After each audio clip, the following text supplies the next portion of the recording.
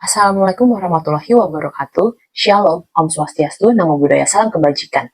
Pertama-tama izinkan saya memperkenalkan diri terlebih dahulu. Nama saya Hana Natalia Mare dengan NIM 270253891 dari kelas LKEA. Dalam rangka penilaian final exam mata kuliah karakter Building Pancasila yang diampu oleh Bapak Dr. Frederikus Wios SPL MPH, pada kesempatan kali ini saya akan memaparkan presentasi karakter Building Pancasila yang telah saya kerjakan bersama dengan teman-teman kelompok saya terkait SDGs. Judul proyek yang kami kerjakan yaitu pentingnya kesetaraan gender dalam mewujudkan Indonesia Emas 2045.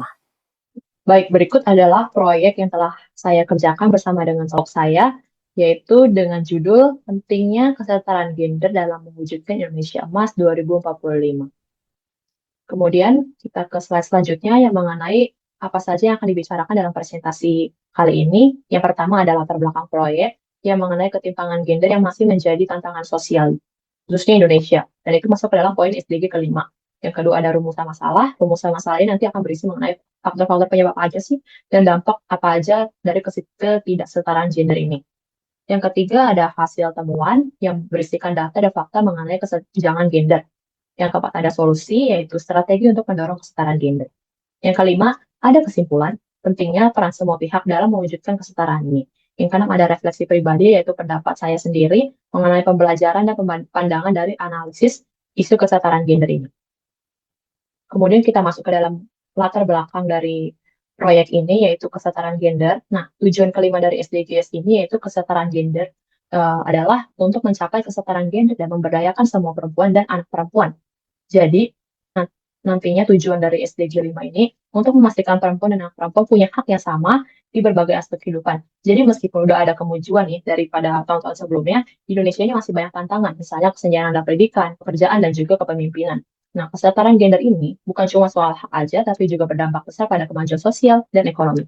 Jika perempuan diberdayakan, maka masyarakat nantinya juga akan berkembang lebih baik. Maka dari itu, untuk mencapai kesetaraan gender ini, perlu ada tanggung jawab bersama, baik dalam warga maupun dalam pemerintah. Jadi warga tidak serta-merta hanya mengandalkan pemerintah saja. Justru warga berperan penting sebagai pencipta kesetaraan gender itu sendiri.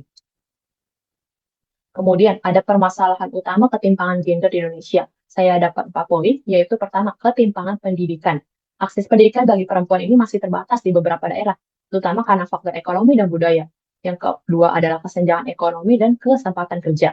Perempuan ini masih menghadapi diskriminasi dalam dunia kerja, termasuk dalam kesenjangan upah dan keterbatasan posisi kepemimpinan, di mana biasanya yang dapat dalam kenaikan pangkat misalnya, itu biasanya masih banyak yang didahulukan itu laki-laki, karena dan perempuan hanya di bagian yang rendah-rendah saja, misalnya administrasi saja, tidak menjadi head atau lead gitu.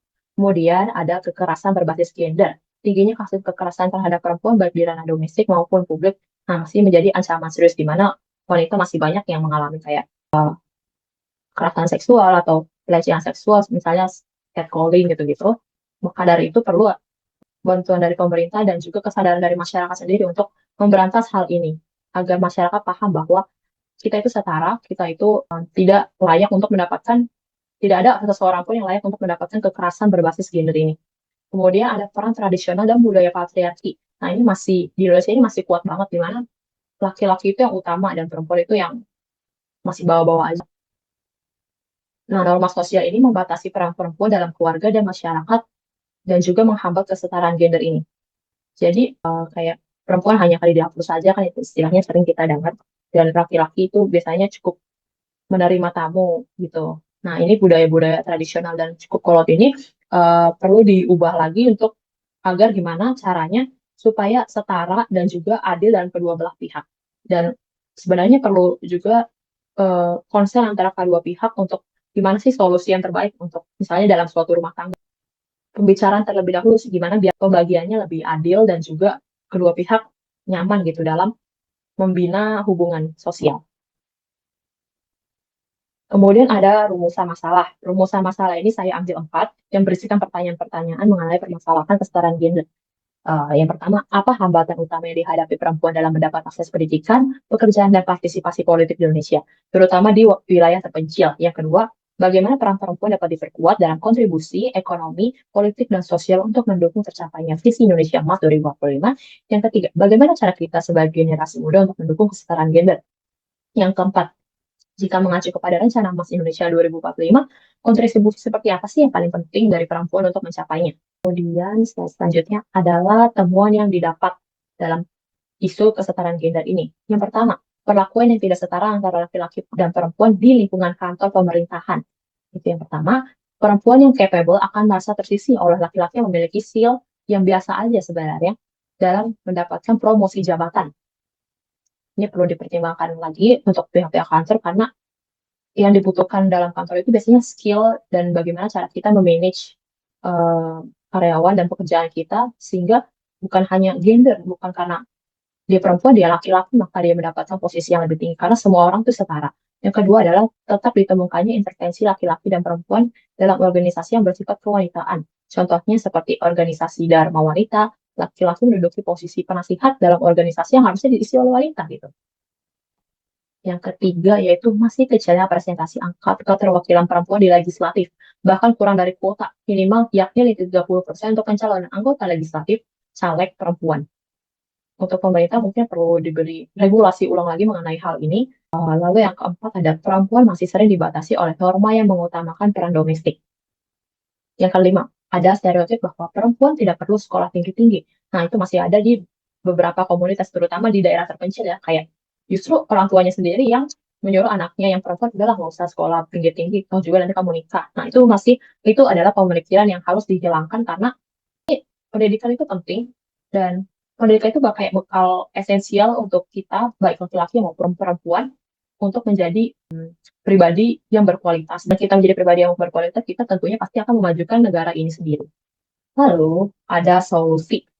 Solusi yang bisa dilakukan, yaitu satu, pemerintah perlu bekerja sama dengan kalangan akademisi dan aktivis kesetaraan gender. Biar pemerintah tahu apa-apa aja sih, karena mereka adalah orang-orang yang peka terhadap bagaimana fakta lapangan mengenai kesetaraan gender yang terjadi di Indonesia ini. Yang kedua, masyarakat, khususnya perempuan, kita harus lebih kritis dan vokal apabila menghadapi perlakuan yang tidak setara dengan laki-laki. Kayak kita itu harus tahu mana yang batasan, mana yang layak untuk kita gitu. Karena jika kita diam aja, tentunya kita bakal ada perubahan yang terjadi. Yang ketiga, ada kesadaran dari setiap masyarakat akan pentingnya kesetaraan gender dalam mewujudkan visi Indonesia Emas 2045. Yang keempat, kita bisa menggalakkan kampanye efek negatif dari patriarki yang berlebihan. Dan juga menjelaskan manfaat apabila perempuan mendapatkan akses dan perlakuan setara seperti laki-laki. Kemudian solusi yang kelima, perlu meningkatkan upaya keterwakilan perempuan di legislatif. Salah satu dengan cara mendorong partai politik yang ada untuk menempatkan perempuan pada nomor urut 1. Nah, ini masih cukup jarang terjadi dan perlu digalakkan lebih lagi. Kemudian yang keenam adalah kampanye sosial untuk kesetaraan gender melalui media massa, bisa lewat influencer, atau juga komunitas-komunitas lokal yang ada. Yang ketujuh, yaitu menghapus standar gender yang kaku, seperti yang tadi patriarki tadi, dengan cara memberikan kebebasan bagi individu untuk memilih peran sesuai dengan keinginan mereka, bukan berdasarkan ekspektasi sosial saja. Kita menuju ke kesimpulan. Laporan proyek ini menyoroti pentingnya kesetaraan gender dalam mewujudkan visi Indonesia Emas 2045. Proyek ini juga menunjukkan bahwa kesetaraan gender bukan hanya isu sosial, tetapi juga berkontribusi terhadap pembangunan berkelanjutan. Dengan memberikan perempuan akses yang lebih besar dalam pendidikan, ekonomi, dan pengambilan keputusan, Indonesia ini nantinya dapat memanfaatkan seluruh potensi sumber daya manusianya secara optimal.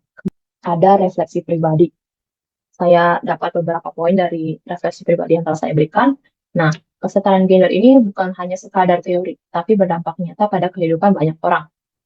Jadi lewat proyek ini saya menyadari bahwa kesetaraan gender itu bukan cuma teori aja, tetapi punya dampak nyata dalam kehidupan banyak orang. Diskusi dengan narasumber, teman dekat saya sendiri yang merupakan salah satu mahasiswa Fakultas Hukum di Universitas Indonesia, itu membuka wawasan saya mengenai gimana sih tantangan apa aja yang dihadapi oleh perempuan Indonesia, terutama dalam pendidikan, ekonomi, dan politik. Dan juga saya belajar bahwa perubahan tidak bisa hanya bergantung pada kebijakan pemerintah, tetapi perlu adanya dukungan dari masyarakat, termasuk generasi muda seperti kita.